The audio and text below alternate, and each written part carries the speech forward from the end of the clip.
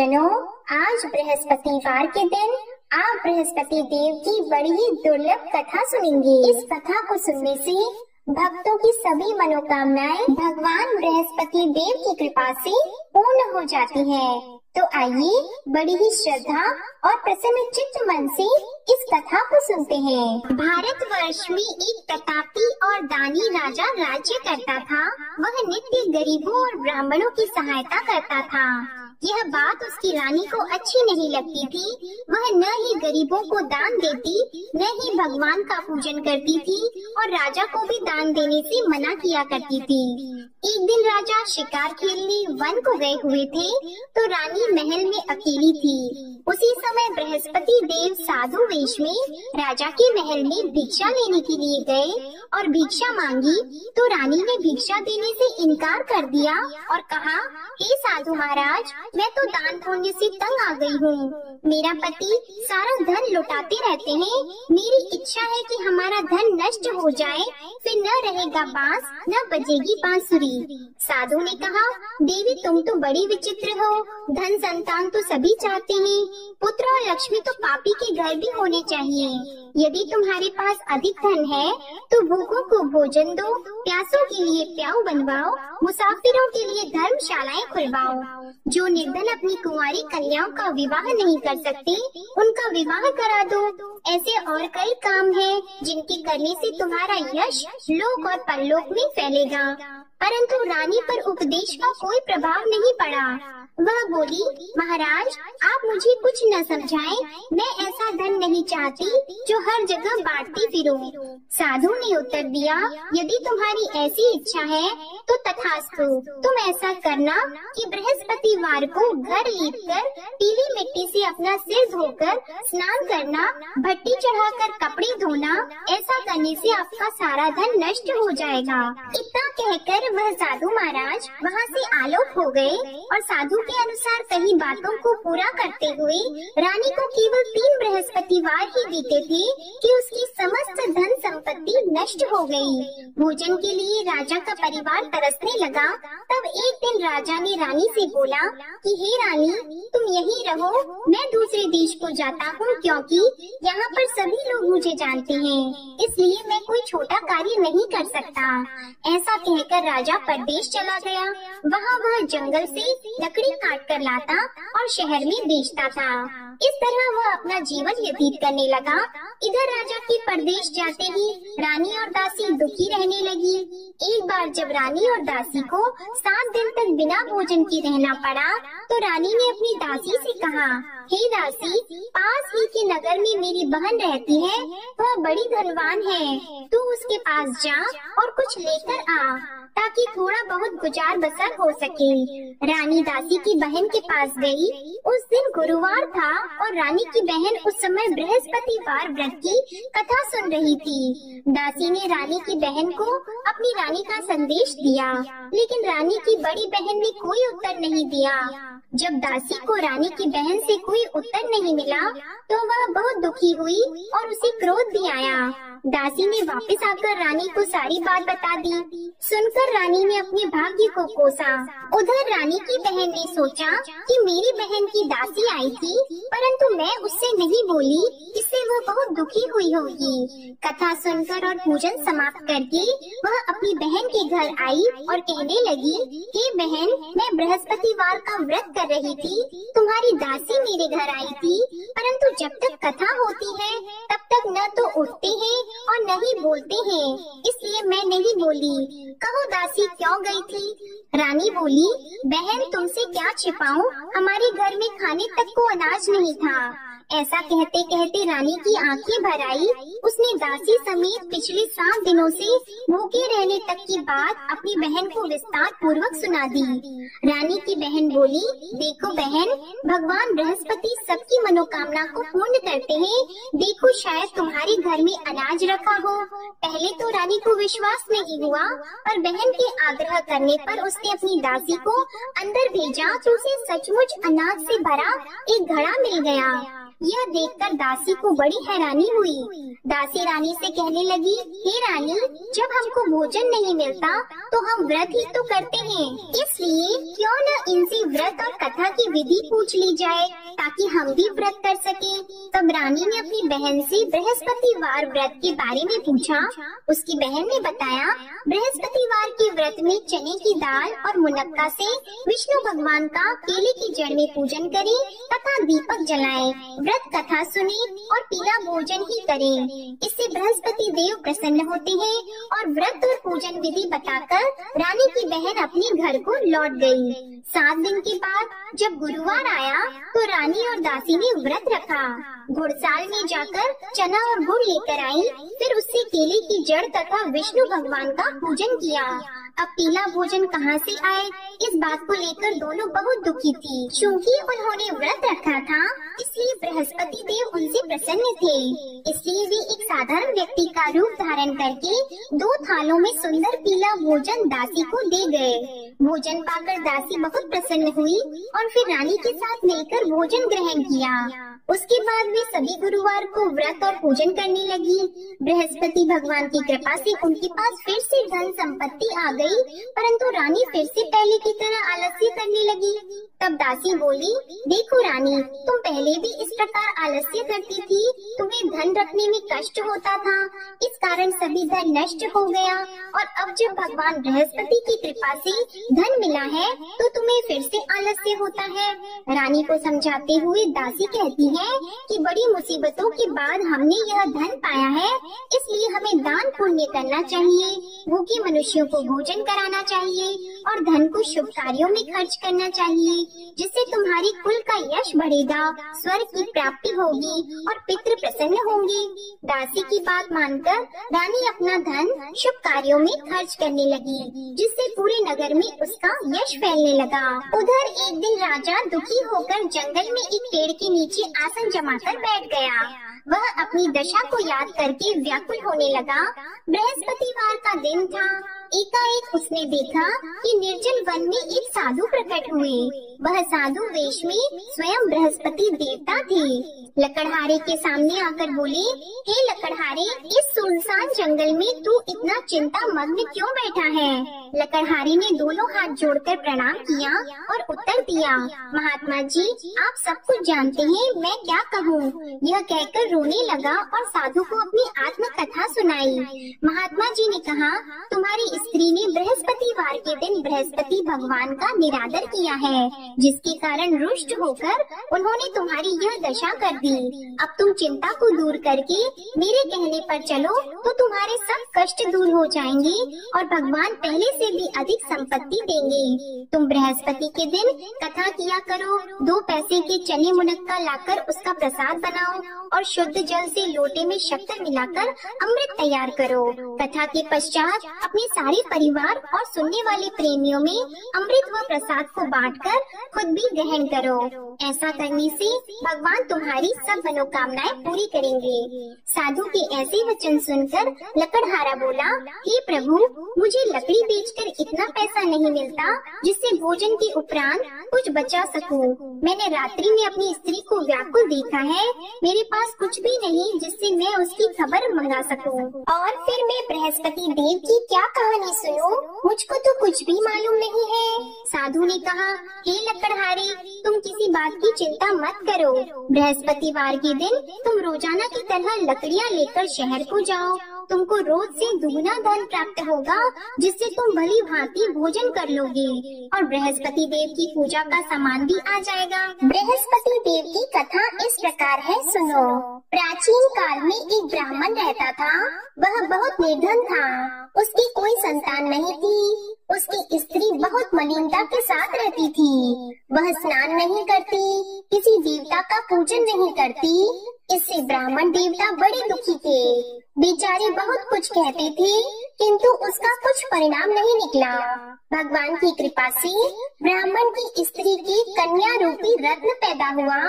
कन्या बड़ी होने पर प्रातः स्नान करके विष्णु भगवान का जाप और बृहस्पतिवार का व्रत करने लगी। अपने पूजन पाठ को समाप्त करके विद्यालय जाती तो अपनी मुट्ठी में जौ भर के ले जाती और पाठशाला के मार्ग में डालती जाती। तब ये जौ स्वर्ण के हो जाते तो लौटते समय उनको बीन कर घर ले आती।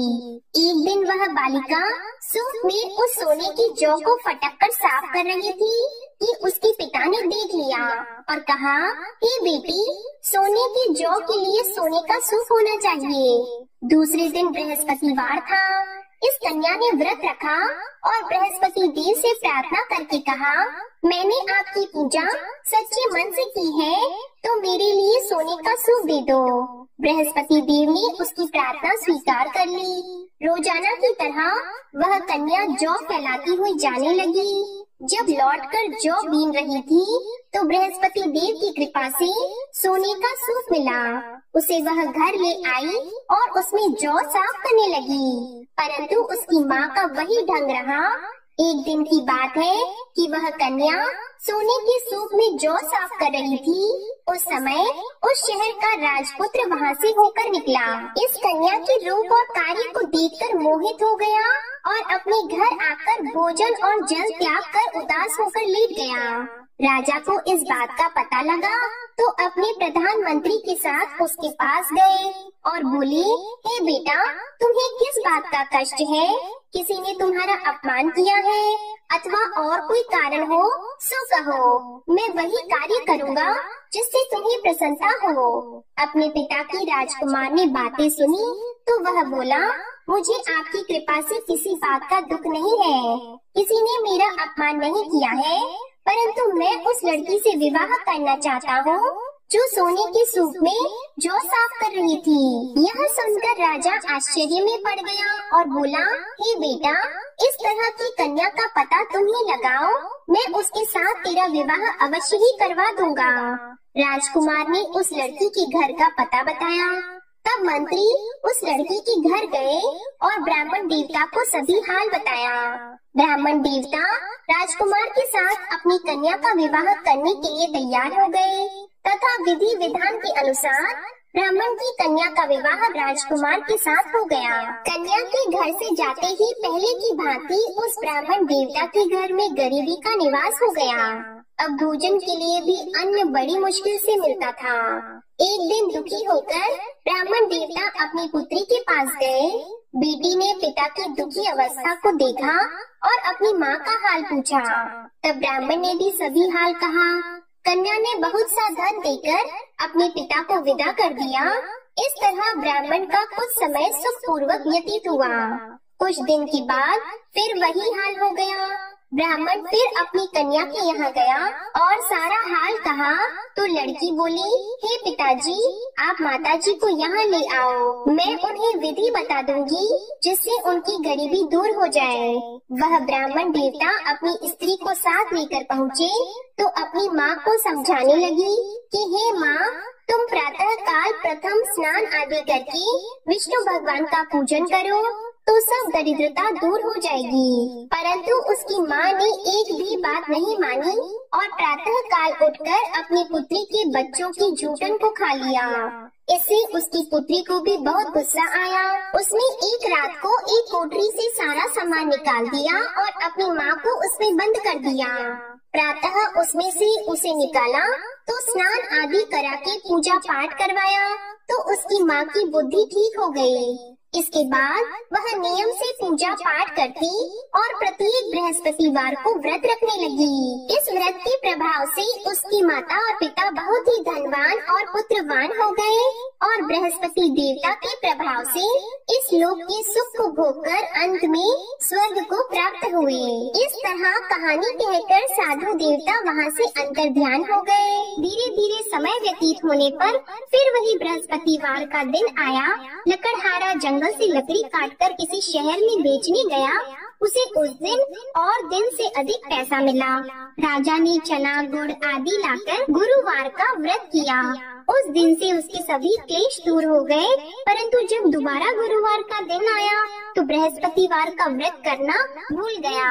इस कारण बृहस्पति भगवान नाराज हो गए। उस दिन उस नगर के राजा ने विशाल यज्ञ का आयोजन किया था तथा शहर में ये घोषणा करा दी कि कोई भी मनुष्य अपने घर में भोजन न बनवाए, न आग जलाए। समस्त जनता मेरे यहाँ भोजन करने आए। इस आज्ञा को जो न मानेगा उसे फांसी की सजा दी जाएगी। इस तरह की घोषणा संपूर्ण नगर में करवा दी गई। राजा की आज्ञा के अनुसार शहर के सभी लोग भोजन करने गए, लेकिन लकड़हारा कुछ देर से पहुंचा, इसलिए राजा उसको अपने साथ घर लेके गए और ले जाकर भोजन करा रहे थे तो रानी की दृष्टि उस खूंटी पर पड़ी जिस पर उसका हार लटका हुआ था। वह वहाँ पर दिखाई नहीं दिया। रानी ने निश्चय किया कि मेरा हार इस मनुष्य ने चुरा लिया है। उसी समय सिपाहियों को बुलाकर उसको कारागार में डलवा दिया। जब लकड़हारा कारागार में पड़ गया और बहुत दुखी होकर विचार करने लगा कि न जाने कौन से पूर्व जन्म के कर्म से मुझे यह दुख प्राप्त हुआ है, और उसी साधु को याद करने लगा जो कि जंगल में मिला था। उसी समय तत्काल बृहस्पति देव साधु के रूप में प्रकट हुए और उसकी दशा को देखकर कहने लगे, अरे मूर्ख, तूने बृहस्पति देव की कथा नहीं करी, इस कारण तुझे दुख प्राप्त हुआ है। अब चिंता मत कर, बृहस्पतिवार के दिन कारागार के दरवाजे पर 4 पैसे पड़े मिलेंगे, उनसे तू बृहस्पति देव की पूजा करना, तेरे सभी कष्ट दूर हो जाएंगे। बृहस्पतिवार के दिन उसे 4 पैसे मिले। लकड़हारे ने कथा कही। उसी रात्रि को बृहस्पति देव ने उस नगर के राजा को स्वप्न में कहा, हे राजा, तुमने जिस आदमी को कारागार में बंद कर दिया है वह निर्दोष है, वह राजा है, उसे छोड़ देना। रानी का हार उसी खूंटी पर लटका है, अगर तू ऐसा नहीं करेगा तो मैं तेरे राज्य को नष्ट कर दूंगा। इस तरह रात्रि के स्वप्न को देखकर राजा प्रातः काल उठा और खूंटी पर हार देखकर लकड़हारे को बुलाकर क्षमा मांगी और लकड़हारे को योग्य सुंदर वस्त्र आभूषण देकर विदा कर दिया। बृहस्पति देव की आज्ञा के अनुसार लकड़हारा अपने नगर को चल दिया। राजा जब अपने नगर के निकट पहुंचा तो उसे बड़ा आश्चर्य हुआ। नगर में पहले से अधिक बाग, तालाब, कुएं तथा बहुत सी धर्मशाला, मंदिर आदि बन गई हैं। राजा ने पूछा, यह किसका बाग और धर्मशाला है? तब नगर के सब लोग कहने लगे, यह सब रानी और बंदी के हैं। तो राजा को आश्चर्य हुआ और गुस्सा भी आया। जब रानी ने यह खबर सुनी कि राजा आ रहे हैं तो उन्होंने दासी से कहा, हे दासी, देख राजा हमको कितनी बुरी हालत में छोड़ गए थे, हमारी ऐसी हालत देखकर वह लौट न जाएं, इसलिए तू दरवाजे पर खड़ी हो जा। आज्ञा के अनुसार दासी दरवाजे पर खड़ी हो गई। राजा आए तो उन्हें अपने साथ लेकर आई। तब राजा ने क्रोध करके अपनी रानी से पूछा कि यह धन तुम्हें कैसे प्राप्त हुआ है? तब उन्होंने कहा, हमें यह सब धन बृहस्पति देव के इस व्रत के प्रभाव से प्राप्त हुआ है। राजा ने निश्चय किया कि 7 रोज बाद तो सभी बृहस्पति देव का पूजन करते हैं, परंतु मैं प्रतिदिन दिन में 3 बार कहानी और रोज व्रत किया करूँगा। अब हर समय राजा के दुपट्टे में चने की दाल बंधी रहती और दिन में 3 बार कहानी कहते। एक रोज राजा ने विचार किया कि चलो अपनी बहन के यहाँ हो आवे। इस तरह निश्चय करके राजा घोड़े पर सवार होकर अपनी बहन के यहाँ को चलने लगा। मार्ग में उसने देखा कि कुछ आदमी मुर्दे को लिए जा रहे हैं। उन्हें रोककर राजा कहने लगा, अरे भाइयों, मेरी बृहस्पति देव की कथा सुन लो। वे बोले, लो हमारा तो आदमी मर गया है, इसको अपनी कथा की पड़ी है। परंतु कुछ आदमी बोले, अच्छा कहो, हम तुम्हारी कथा भी सुनेंगे। राजा ने दाल निकाली और जब कथा आधी हुई थी कि मुर्दा हिलने लग गया, और जब कथा समाप्त हो गई तो राम राम करके मनुष्य उठकर खड़ा हो गया। आगे मार्ग में उसे किसान खेत में हल चलाता मिला तो राजा ने उसे देखकर बोला, अरे भैया, तुम मेरी बृहस्पतिवार की कथा सुन लो। किसान बोला, जब तक मैं तेरी कथा सुनूंगा तब तक 4 हरैया जोत लूंगा, जा अपनी कथा किसी और को सुनाना। इस तरह राजा आगे चलने लगा। राजा के हटते ही बैल पछाड़ खाकर गिर गए और किसान के पेट में बड़ी जोर का दर्द होने लगा। उस समय उसकी माँ रोटी लेकर आई और उसने जब यह देखा तो अपने पुत्र से सब हाल पूछा और बेटे ने सभी हाल कह दिया। तो बुढ़िया दौड़ी दौड़ी उस घुड़सवार के पास गई और उससे बोली कि भी मैं तेरी कथा सुनूंगी, तू अपनी कथा मेरे खेत पर चलकर ही कहना। राजा ने बुढ़िया के खेत पर जाकर कथा कही, जिसके सुनते ही वह बैल उठकर खड़े हुए तथा किसान के पेट का दर्द भी बंद हो गया। राजा अपनी बहन के घर पहुंचा। बहन ने भाई की खूब मेहमानी की। दूसरे रोज प्रातः काल राजा जगा तो वह देखने लगा कि सब लोग भोजन कर रहे हैं। राजा ने अपनी बहन से कहा, ऐसा कोई मनुष्य है जिसने भोजन नहीं किया हो? मेरे बृहस्पतिवार की कथा सुन ले। बहन बोली, हे भैया, यह देश ऐसा है कि पहले यहाँ लोग भोजन करते हैं, बाद में अन्य काम करते हैं। अगर कोई पड़ोस में हो तो देख आऊं। वह ऐसा कहकर देखने चली गई, परंतु उसे कोई ऐसा व्यक्ति नहीं मिला जिसने भोजन न किया हो। अतः वह एक कुम्हार के घर गई जिसका लड़का बीमार था। उसे मालूम हुआ कि उनके यहाँ 3 रोज से किसी ने भोजन नहीं किया है। रानी ने अपने भाई की कथा सुनने के लिए कुम्हार से कहा, वह तैयार हो गया। राजा ने जाकर बृहस्पतिवार की कथा कही, जिसको सुनकर उसका लड़का ठीक हो गया। अब तो राजा की प्रशंसा होने लगी। एक रोज राजा ने अपनी बहन से कहा कि हे बहन, हम अपने घर को जाएंगे, तुम भी तैयार हो जाओ। राजा की बहन ने अपनी सास से कहा तो सास ने कहा, हाँ चली जा, परंतु अपने लड़कों को मत ले जाना, क्योंकि तेरे भाई की कोई औलाद नहीं है। बहन ने अपने भैया से कहा कि भैया, मैं तो चलूंगी पर कोई बालक नहीं चलेगा। तो राजा बोला, जब कोई बालक नहीं चलेगा तब तुम ही क्या करोगी? बड़े दुखी मन से राजा अपने नगर को लौट आया। राजा ने अपनी रानी से कहा, हम निर्वंशी हैं, हमारा मुंह देखने का धर्म नहीं है और कुछ भोजन आदि नहीं किया है। रानी बोली, हे प्रभु, बृहस्पति देव ने हमें सब कुछ दिया है, वह हमें औलाद अवश्य देंगे। उसी रात को बृहस्पति देव ने राजा से स्वप्न में कहा, हे राजा उठो, सभी सोच त्याग दो, तेरी रानी गर्भ से है। राजा को यह बात सुनकर बड़ी खुशी हुई। 9वें महीने में उसके गर्भ से एक सुंदर पुत्र पैदा हुआ। तब राजा बोला, हे रानी, स्त्री बिना भोजन के रह सकती है पर बिना कहीं नहीं रह सकती। जब मेरी बहन आएगी तुम उससे कुछ मत कहना। रानी ने सुनकर हाँ कर दिया। जब राजा की बहन ने यह शुभ समाचार सुना तो वह बहुत खुश हुई और बधाई लेकर अपने भाई के यहाँ आई। तभी रानी ने कहा, घोड़ा चढ़कर तो नहीं आई है, गधा चढ़कर आई है। राजा की बहन बोली, भाभी, मैं इस प्रकार न कहती तो तुम्हें औलाद कैसे मिलती? बृहस्पति देव ऐसे ही हैं, जैसी जिसके मन में कामनाएं हैं सभी को पूर्ण करते हैं। जो सद्भावना पूर्वक बृहस्पतिवार का व्रत करता है एवं कथा पढ़ता है अथवा सुनता है, दूसरों को सुनाता है, बृहस्पति देव उनकी सभी मनोकामनाएं पूर्ण करते हैं। बृहस्पति देव उनकी सदैव रक्षा करते हैं। जो संसार में सद्भावना और सच्चे हृदय से बृहस्पति देव का पूजन करते हैं, उनकी सभी मनोकामनाएं उसी प्रकार पूर्ण होती है जैसे राजा और रानी ने बृहस्पति देव की कथा का गुणगान किया।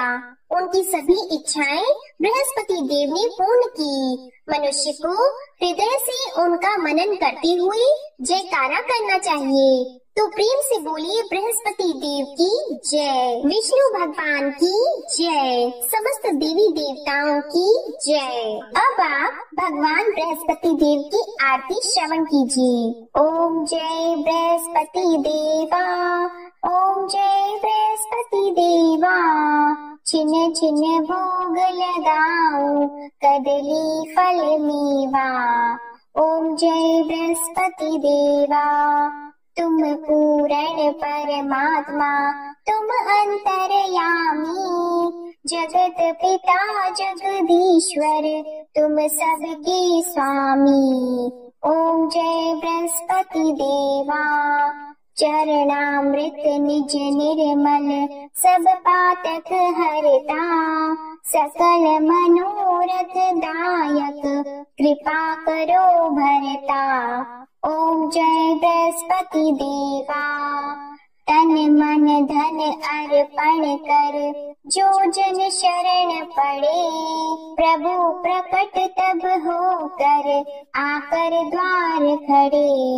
ओम जय बृहस्पति देवा, दीन दयाल दयानिधि, भक्तन हितकारी, पाप दोष सब हरता, भव बंधन हारी। ओम जय बृहस्पति देवा, सकल मनोरथ दायक, सब संशय तारो, विषय विकार मिटाओ, संतन सुखकारी। ओम जय बृहस्पति देवा, जो कोई आरती तेरी प्रेम सहित गावे, ज्येष्ठानंद बंद सो निश्चय ही पावे। ओम जय बृहस्पति देवा, ओम जय बृहस्पति